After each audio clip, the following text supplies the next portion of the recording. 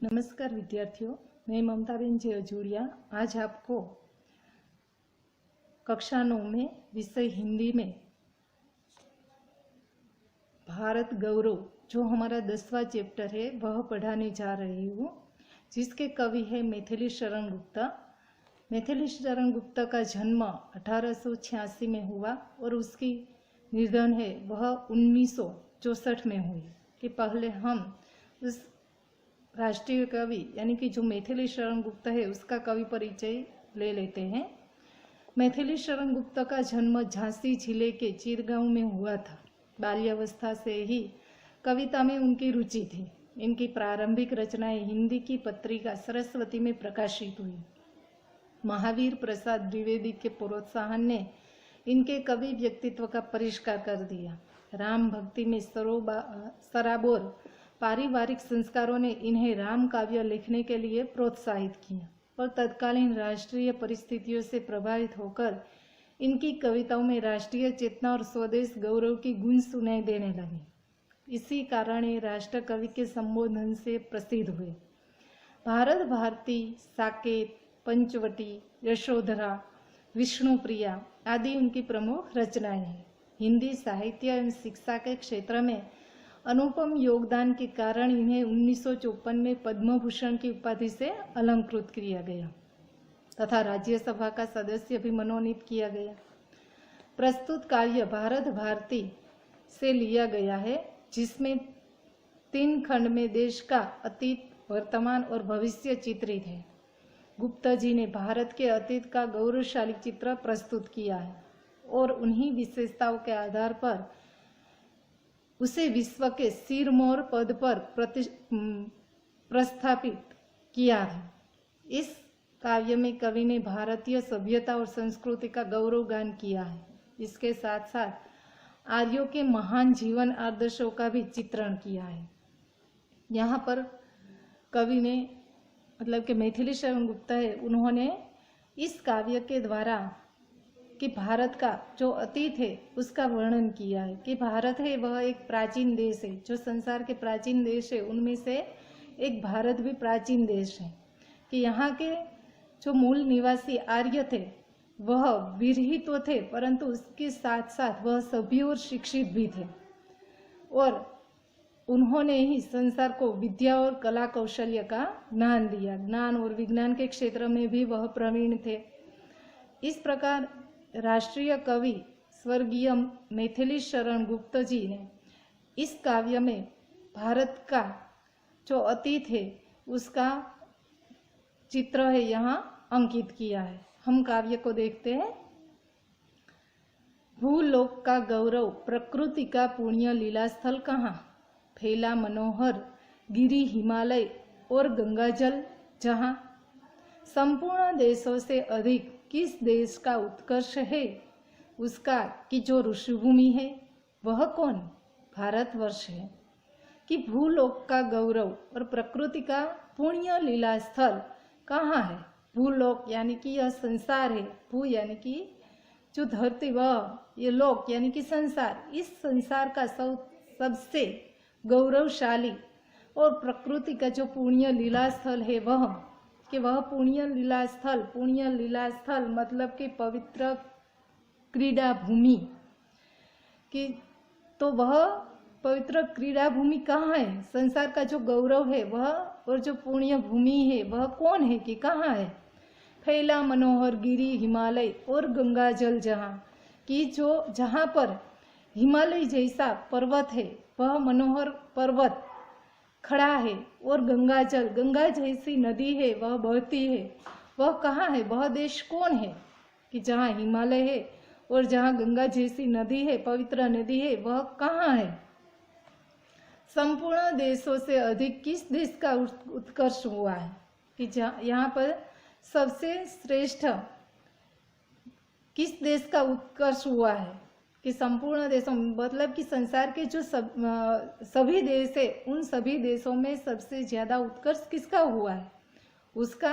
कि जो ऋषि भूमि है वह कौन, भारतवर्ष है। कि उसका मतलब कि जो ऋषि भूमि है वह कौन है, वह कौन सी भूमि है, तो वह हमारा हमारी जो भूमि है, जो ऋषियों की भूमि है, वह भूमि यानी कि वह भारतवर्ष, मतलब कि वह हमारा भारत देश ही है। इस प्रकार इस पंक्ति के द्वारा कवि हमारे देश का जो वर्णन है वह करते हैं कि हिमालय जैसा पर्वत है, गंगा जैसी पवित्र नदी है, और संपूर्ण देश में सबसे संसार में जो भी देश है उन सब में जो श्रेष्ठ है वह देश हमारा भारत देश है। वह ऋषियों की भूमि है, वह हमारा भारत देश है।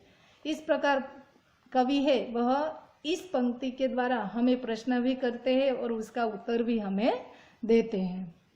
आगे की पंक्ति हम देखते हैं। हाँ, वृद्ध भारतवर्ष ही संसार का सिरमौर है, ऐसा पुरातन देश कोई विश्व में क्या और है? भगवान की भवभूतियों का यह प्रथम भंडार है, विधि ने किया नर सृष्टि का पहले यही विस्तार है। कि हाँ, वृद्ध भारतवर्ष ही संसार का सिरमौर है।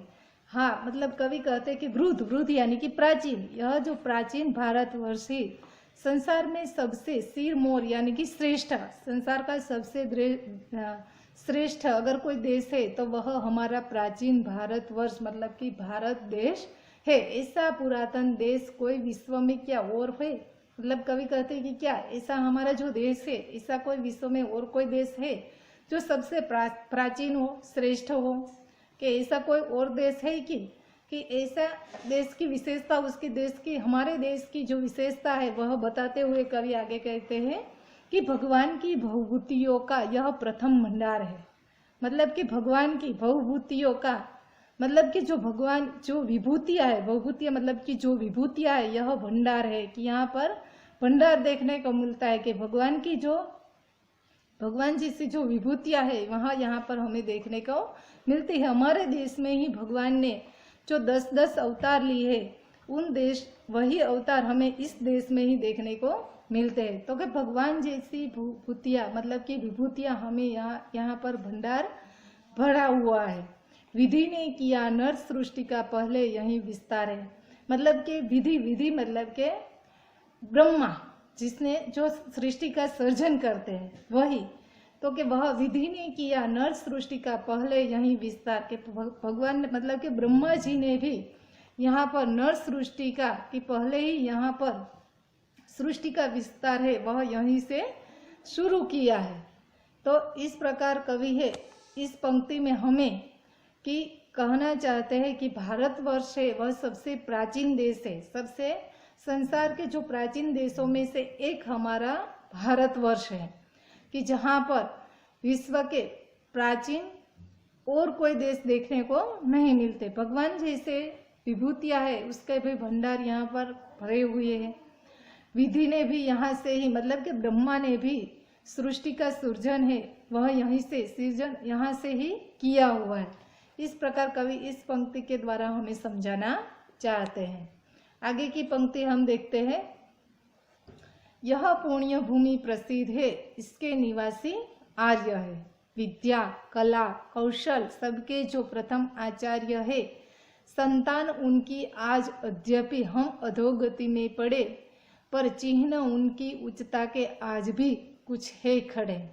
कि यह पुण्य भूमि प्रसिद्ध है, इसके निवासी आर्य है। कि मैंने पहले ही इस कविता के पहले जब हमने देखा था तब मैंने कहा था कि हमारे आर्य है वह जिसने विद्या और कला कौशल का ज्ञान दिया था। तो यह पुण्य भूमि प्रसिद्ध है कि इसके निवासी आर्य है, जो सबसे पहले आर्य का ही यहाँ पर निवास हुआ था और उन्होंने ही विद्या कला और कौशल का सबके जो प्रथम आचार्य थे, आचार्य मतलब कि जिसने शुरुआत की थी कि सबको ज्ञान विद्या और कला कौशल का सबसे पहले ज्ञान उन्होंने ही संसार को दिया था। संतान उनकी आज अद्यपि हम अधोगति में पड़े, पर चिन्ह उनकी उच्चता के आज भी कुछ है खड़े। कि हाँ, आज उनकी जो संतान है अद्यपि अधोगति मतलब कि दर्दनाक स्थिति में दयनीय स्थिति में पड़ी है। अधोगति मतलब कि उसकी दयनीय स्थिति में, हाँ उसकी संतान आज उसकी दयनीय स्थिति मतलब कि कवि ने यह जो काव्य लिखा तब हमारा देश है वह अंग्रेजों की गुलामी कर रहा था, तब अंग्रेजों के गुलाम थे। तब कवि ने यह काव्य की रचना की थी। इसीलिए कवि कहते हैं कि हाँ, इसके संतान आज है वह अधोगति में, मतलब कि दयनीय स्थिति में है। संतान उनकी आज अद्यपि हम अधोगति में पड़े, मतलब कि उनकी संतान है वह आज दयनीय स्थिति में है, पर चिन्ह उनकी उच्चता के आज भी कुछ है खड़े। मतलब कि हमारे जो आर्य थे, जो आर्य के चिन्ह आज भी हमें उच्चता श्रेष्ठता की हरोड़ में, उसकी पंक्ति में है वह रखते हैं, कि हमें उसी हरोड़ में खड़े कर देते हैं। आगे की पंक्ति देखते हैं। वे आर्य ही थे जो कभी अपने लिए जीते न थे, वे स्वार्थरत हो मोह की मदिरा कभी पीते न थे। संसार के उपकार हित जब जन्म लेते थे सभी, निचेष्ट होकर किस तरह वे बैठ सकते थे कभी। कि कवि कहते हैं इस पंक्ति के द्वारा कि हाँ, वे आर्य ही थे जो कभी अपने लिए जीते न था। हमारे जो आर्य थे वह कभी अपने लिए नहीं जीते थे, परंतु वे दूसरों के लिए, हमेशा दूसरों की मदद के लिए ही वह जीते थे। अपना जीवन अपने मोह में, अपने संसार के मोह में वह कभी नहीं जीते थे। वह स्वार्थरत हो मोह की मदिरा कभी पीते न थे। वह स्वार्थी नहीं थे कि स्वार्थ में रत मोह की मदिरा, मतलब कि मोह में भी वह लिपटे नहीं थे। वह हमेशा दूसरों की भलाई करने में, दूसरों की मदद करने में ही अपना जीवन सार्थक समझते थे। दूसरों की मदद में ही वह अपने जीवन को बलिदान कर देते थे। मतलब कि इस तरह इस कविता के पंक्ति के द्वारा कवि हमें समझाते थे कि आर्य ही थे, कि मतलब कि वो आर्य ही थे जो दूसरों के लिए जीते थे, अपने लिए वह कभी नहीं जिए।